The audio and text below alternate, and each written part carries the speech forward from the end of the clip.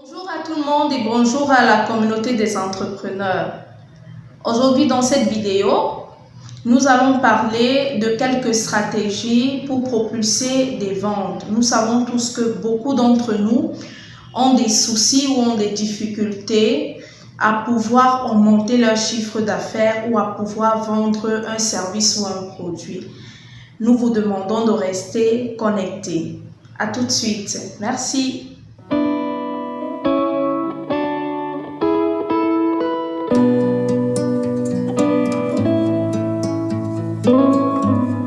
Stratégie très efficace pour augmenter nos ventes. Oui, déjà, il faut savoir que dans le monde des affaires, plus précisément dans le marketing, en général, sans des stratégies, on ne peut aller nulle part.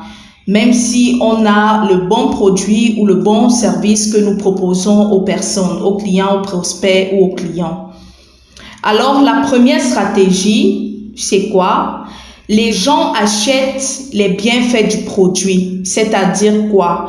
Par exemple, lorsque on parle du bien-être ou alors du côté santé, on a des produits qu'on vend à des personnes qui recherchent surtout une satisfaction personnelle, tant au niveau physique que esthétique. Je prendrai encore l'exemple de la vente des gaines ou des perruques. Vous voyez qu'avec des perruques, c'est très facile aujourd'hui de pouvoir se coiffer. Tu te lèves le matin, tu mets ta perruque, no stress, et puis tu sors. En même temps aussi avec les gaines, pour que tu sois très bien dans ton vêtement, tu as besoin de gagner en temps. Donc, ça évite également le stress. Ça, c'est la première. La deuxième stratégie, définir votre client. Oui, ici, il faut définir son client en fonction du marché visé, c'est-à-dire selon les gammes. Il y a l'entrée de gamme, la basse gamme et la haute gamme aussi.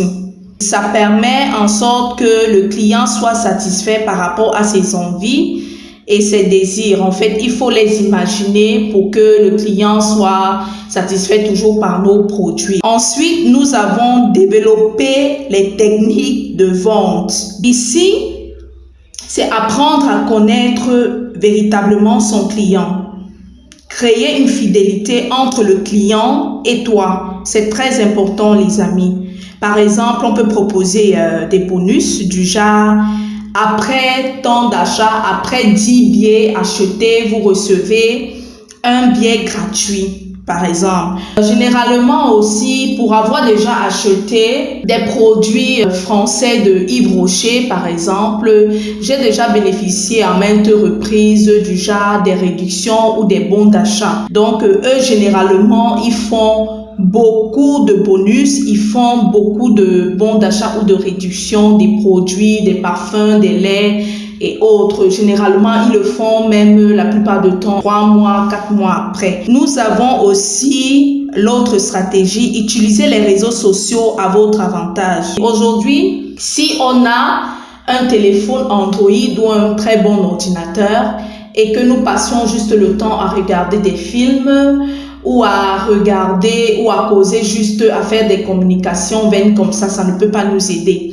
Mais si on est un entrepreneur, si on veut aller plus loin, si on veut level up, il faudrait vraiment qu'on utilise les réseaux sociaux à bon escient. Déjà pour augmenter plus la visibilité. Aujourd'hui, c'est le seul moyen qui permet d'augmenter la visibilité. Également, le moyen aussi pour être présent avec les clients. Par exemple, les SMS. Lorsqu'on a l'habitude d'envoyer, ou les clients, plus précisément, envoient souvent des SMS dans des réseaux sociaux, parfois on tarde à répondre. Ce n'est pas très bien pour le client parce que parfois le client se fâche, il s'ennuie et puis il part. Et on revient après, on répond, ce n'est plus la même chose. Donc, il faut être très, très proche du client. Ensuite, nous avons bien déterminé vos prix. C'est très important. On ne met pas des prix au hasard. On met des prix pour que le client évite de se retrouver dans des différentes gammes et des produits que tout le monde peut prendre à des bas prix. Donc, des moments, le client est souvent embêté de voir des prix qui ne sont pas à sa dimension. Donc, bien choisir et bien déterminer les prix, c'est très important. Ensuite, nous avons développé vos techniques de négociation. C'est très important, mes amis. Vous savez, lorsqu'une personne vient chez toi, il te dit, par exemple, tu vends des ballons et je les trouve très, très chers. Très, très chers. C'est pas la première fois. À toi de ne pas tomber dans son jeu. Tu n'auras pas besoin, de lui dire que non, ce n'est pas cher.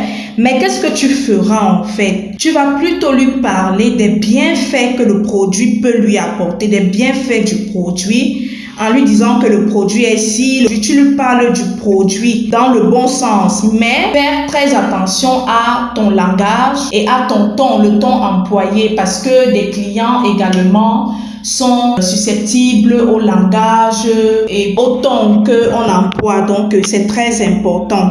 Donc, tu parles du produit pour qu'il garde très bonne impression et se dit qu'il peut ne pas acheter aujourd'hui, mais revenir demain acheter. Ensuite, pensez à garder vos clients pour la vie. Ici, on doit créer des stratégies très efficaces pour garder son client. Exemple, lorsque on a déjà des clients qui ont l'habitude d'acheter soit un service chez nous ou un produit, ça veut dire que nous avons d'une part aussi leur identité. Donc, on peut par exemple enregistrer leur jour d'anniversaire et lorsque leur anniversaire arrive, on envoie des jolis messages qui font en sorte que les clients soient plutôt flattés. Les clients vont être plutôt surpris. C'est une très bonne stratégie également. Il faut être plus proche d'eux. La fidélité compte beaucoup et aide aussi beaucoup le client à être ensemble, le client et le vendeur. Ça permet également d'être plus proche de la personne et que la personne se sente vraiment très estimée, très aimée